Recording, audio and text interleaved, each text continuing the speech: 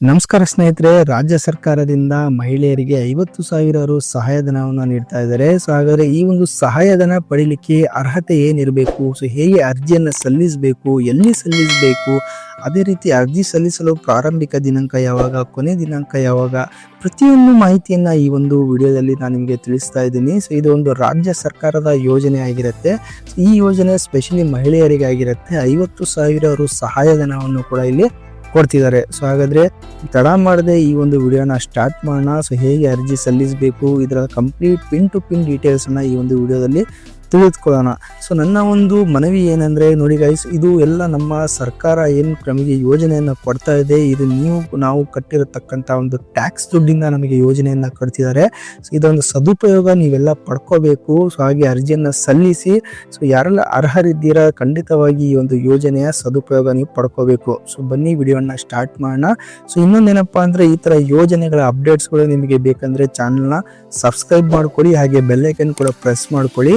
So ರಾಜ್ಯ ಹಾಗೂ ಕೇಂದ್ರ ಸರ್ಕಾರದ ಏನೇ ಯೋಜನೆ ಬಂದರೂ ಅದು ನಿಮಗೆ ನೋಟಿಫಿಕೇಶನ್ ಸಿಗುತ್ತೆ, ಹಾಗೆ ಅದರ ಅಪ್ಡೇಟ್ ಕೂಡ ನಿಮಗೆ ಸಿಗುತ್ತೆ. ಓಕೆ, ಬೆಲ್ ಐಕನ್ ಪ್ರೆಸ್ ಮಾಡ್ಕೊಂಡ್ರೆ ಇಮಿಡಿಯೇಟ್ ಆಗಿ ಅದರ ನೋಟಿಫಿಕೇಶನ್ ಕೂಡ ನಿಮಗೆ ಸಿಗುತ್ತೆ. ಸೊ ಬನ್ನಿ ಸ್ಟಾರ್ಟ್ ಮಾಡೋಣ. ಸೊ ನೋಡಿ ಗೈಸ್, ಇದು ಬಂದ್ಬಿಟ್ಟು ತಾಯಿ ಲಕ್ಷ್ಮಿ ಬಾಂಡ್ ಅಂತ ಹೆರಿಗೆ ಸಹಾಯಧನ ಯೋಜನೆ ಆಗಿರುತ್ತೆ.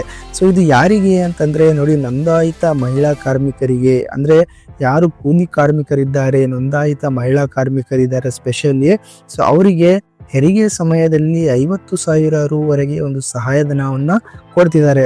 ಸೊ 50,000 ರುವರೆಗೆ ಸಹಾಯಧನವನ್ನು ಅವರಿಗೆ ಕೊಡ್ತಾ ಇದ್ದಾರೆ. ಸೊ ಇದರಲ್ಲಿ ಹೆಣ್ಣು ಮಗು ಜನಿಸಿದ ವೇಳೆ 30,000 ರು ಮೊದಲನೇ ಕಂತಲ್ಲಿ ಕೊಡ್ತಾರೆ. ಅದೇ ರೀತಿ ಮತ್ತು ಗಂಡು ಮಗು ಜನಿಸಿದರೆ 20,000 ರು ಸಹಾಯಧನವನ್ನ ಕೊಡ್ತಿದ್ದಾರೆ. ಸೊ ಹೆಣ್ಣು ಮಗುವಿಗೆ 10,000 ಜಾಸ್ತಿ ಕೊಡ್ತಾ ಇದ್ದಾರೆ. ಸೊ ಗಂಡು ಮಗು ಜನಿಸಿದ್ರೆ 20,000 ರೂಪಾಯಿ ಸಹಾಯಧನವನ್ನ ಕೊಡ್ತಿದ್ದಾರೆ. ಓಕೆ, ಸೊ ಬಾಂಡ್ ರೂಪದಲ್ಲಿ ನೀಡಲಾಗುತ್ತಿದ್ದ ಸಹಾಯಧನ ಈಗ ನೇರವಾಗಿ ಫಲಾನುಭವಿಯ ಬ್ಯಾಂಕ್ ಖಾತೆಗೆ ಕೊಡ್ತಿದ್ದಾರೆ. ಸೊ ಮುಂಚೆ ಒಂದು ಯೋಜನೆ ಇತ್ತು, ಅದೇನಂತಂದ್ರೆ ಒಂದು ಲಕ್ಷ್ಮಿ ಬಾಂಡ್ ಅಂತ ಹೇಳ್ಬಿಟ್ಟು ಒಂದು ಯೋಜನೆ ಇತ್ತು, ಅದು ಬಾಂಡ್ ರೂಪದಲ್ಲಿ ಕೊಡ್ತಾ ಇದ್ರು. ಬಟ್ ಈಗ ಅದನ್ನ ಚೇಂಜ್ ಮಾಡಿ ಸೊ ನೇರವಾಗಿ ಅವರ ಬ್ಯಾಂಕ್ ಖಾತೆಗೆ ಈಗ ಟ್ರಾನ್ಸ್ಫರ್ ಮಾಡ್ತಿದ್ದಾರೆ. ಓಕೆ, ಸೊ ಇದು ಯಾರು ಫಲಾನುಭವಿ ಯಾರಿದ್ದಾರೆ ಅವರ ಬ್ಯಾಂಕ್ ಖಾತೆಗೆ ಇದನ್ನ ಟ್ರಾನ್ಸ್ಫರ್ ಮಾಡ್ತಾರೆ. ಹಾಗೆ ನೋಡಿ, ಮಗು ಜನಿಸಿದ 6 ತಿಂಗಳ ಒಳಗೆ ಆನ್ಲೈನ್ ಅಥವಾ ಆಫ್ಲೈನ್ ಮೂಲಕ ಅರ್ಜಿಯನ್ನ ಸಲ್ಲಿಸಬೇಕು. ಸೊ ಯಾರು ನೋಂದಾಯಿತ ಕೂಲಿ ಕಾರ್ಮಿಕ ಮಹಿಳೆಯರಿದ್ದಾರೆ ಅವರು ಮಗು ಜನಿಸಿದ 6 ತಿಂಗಳ ಒಳಗಾಗಿ ಆನ್ಲೈನ್ ಅಥವಾ ಆಫ್ಲೈನ್ ಮೂಲಕ ಅರ್ಜಿಯನ್ನ ನೀವು ಸಲ್ಲಿಸಬೇಕು. ಅರ್ಜಿಯನ್ನ ಎಲ್ಲಿ ಸಲ್ಲಿಸಬೇಕು, ಹೇಗೆ ಸಲ್ಲಿಸಬೇಕು ಅನ್ನೋದ್ರ ಬಗ್ಗೆ ಕೂಡ ಇಲ್ಲಿ ತಿಳಿಸ್ಕೊಡ್ತೀನಿ.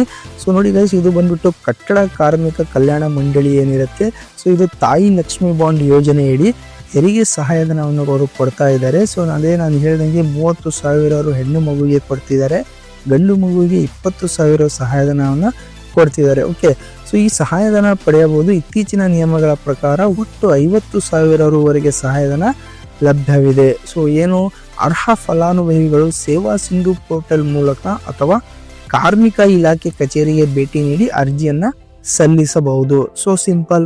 ನೋಡಿ ಸ್ನೇಹಿತರೆ, ಸೊ ಏನು ಸೇವಾ ಸಿಂಧು ಪೋರ್ಟಲ್ ಇದೆ, ಒಂದು ಸೇವಾ ಸಿಂಧು ಏನೋ ಒಂದು ಸೆಂಟರ್ಸ್ಗಳಿರ್ತವೆ, ಅಲ್ಲಿ ಹೋಗಿ ಕೂಡ ನೀವು ಅರ್ಜಿಯನ್ನ ಸಲ್ಲಿಸಬಹುದು.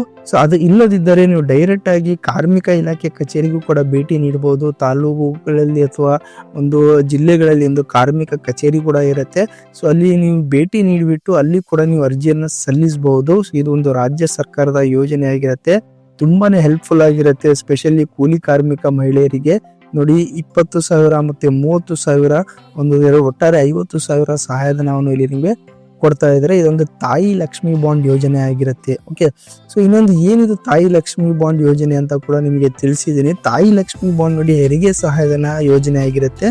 ಒಂದು ಕರ್ನಾಟಕ ಕಟ್ಟಡ ಮತ್ತು ಇತರೆ ನಿರ್ಮಾಣ ಕಾರ್ಮಿಕ ಕಲ್ಯಾಣ ಮಂಡಳಿ ವತಿಯಿಂದ ನೋಂದಾಯಿತ ಮಹಿಳೆ ಕಾರ್ಮಿಕರಿಗೆ ನೀಡಲಾಗುವ ಒಂದು ಪ್ರಮುಖ ಸಾಮಾಜಿಕ ಭದ್ರತಾ ಯೋಜನೆ ಇದಾಗಿರುತ್ತದೆ. ಸೊ ಈ ಯೋಜನೆಯಡಿ ಮಹಿಳಾ ಕಾರ್ಮಿಕರ ಮೊದಲ 2 ಹೆರಿಗೆಗಳಿಗೆ ಅಥವಾ ಆರ್ಥಿಕ ನೆರವು ನೀಡಲಾಗುತ್ತಿದ್ದು, ಅಂದ್ರೆ ಫಸ್ಟ್ 2 ಹೆರಿಗೆ ಏನಿರುತ್ತೆ, 2 ಹೆರಿಗೆಗೆ ನಿಮ್ಗೆ ಆರ್ಥಿಕ ನೆರವು ಇದರಲ್ಲಿ ಕೊಡ್ತಾರೆ. ಸೊ ಹೆಣ್ಣು ಮಗು ಜನಿಸಿದ್ರೆ 30,000 ಕೊಡ್ತಾರೆ, ಗಂಡು ಮಗು ಜನಿಸಿದ್ರೆ 20,000 ಇದು ನಗದು ಕೊಡ್ತಾರೆ, ಡೈರೆಕ್ಟ್ ಆಗಿ ನಿಮ್ಮ ಬ್ಯಾಂಕ್ ಖಾತೆಗೆ ಟ್ರಾನ್ಸ್ಫರ್ ಮಾಡ್ತಾರೆ. ಓಕೆ, ಇತ್ತೀಚಿನ ನಿಯಮ ಏನು 43ರಂತೆ ಇದು ಒಟ್ಟಾರೆ 50,000 ರುವರೆಗೂ ಕೂಡ ಏನು ಇರುತ್ತೆ. ಓಕೆ, ಸೊ ಹಾಗಾಗಿ ಏನು ಈ ಒಂದು ಯೋಜನೆ ತುಂಬಾನೇ ಒಂದು ಚೆನ್ನಾಗಿರೋ ಯೋಜನೆ ಆಗಿರುತ್ತೆ ರಾಜ್ಯ ಸರ್ಕಾರದಿಂದ. ಖಂಡಿತ ಯಾರೆಲ್ಲ ಫಲಾನುಭವಿಗಳಿದ್ರೆ ಅರ್ಹರಿದ್ದೀರಿ ಇದನ್ನ ಅರ್ಜಿ ಸಲ್ಲಿಸಲಿಕ್ಕೂ ಕೂಡ ಏನು ಜಾಸ್ತಿ ಇದಕ್ಕೆ ವರಿ ಮಾಡ್ಕೊಳ್ಳೋ ಅವಶ್ಯಕತೆ ಇಲ್ಲ. ಡೈರೆಕ್ಟ್ ಆಗಿ ಸೊ ನೀವು ನಿಮ್ಮ ಏನೋ ಸೇವಾ ಸಿಂಧು ಪೋರ್ಟಲ್ ಏನಿದೆ ಅಲ್ಲಿ ಹೋಗಿ ಅಥವಾ ಒಂದು ಕಾರ್ಮಿಕ ಇಲಾಖೆ ಕಚೇರಿಗೆ ಹೋಗಿ ಅರ್ಜಿಯನ್ನು ಕೂಡ ಸಲ್ಲಿಸಬಹುದು. ಸೊ ನೀವೇನು ಗೊತ್ತಿಲ್ಲ ಅಂದರೂ ಕೂಡ ಏನು ಟೆನ್ಷನ್ ಮಾಡ್ಕೋಬೇಡಿ.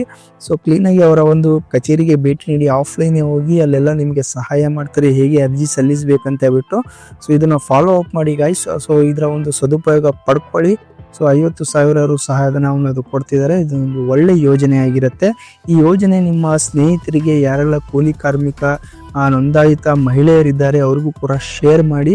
ಈ ಒಂದು ಇನ್ಫಾರ್ಮೇಶನ್ ಅವ್ರಿಗೂ ಕೂಡ ತಿಳಿಸಿ ಅವರು ಕೂಡ ಇದರ ಒಂದು ಸದುಪಯೋಗವನ್ನು ಪಡ್ಕೊಳ್ಳಿ ಅಂತ ಹೇಳ್ತಾ, ಇದೇ ರೀತಿ ರಾಜ್ಯ ಹಾಗೂ ಕೇಂದ್ರ ಸರ್ಕಾರಿ ಯೋಜನೆಗಳ ಅಪ್ಡೇಟ್ಗಳನ್ನು ತಿಳ್ಕೊಬೇಕಂದ್ರೆ ನಮ್ಮ ಚಾನಲ್ ಲೈಕ್ ಮಾಡಿ, ಶೇರ್ ಮಾಡಿ, ಹಾಗೆ ಸಬ್ಸ್ಕ್ರೈಬ್ ಮಾಡೋದನ್ನು ಮಾತ್ರ ಮರಿಬೇಡಿ. Thank you.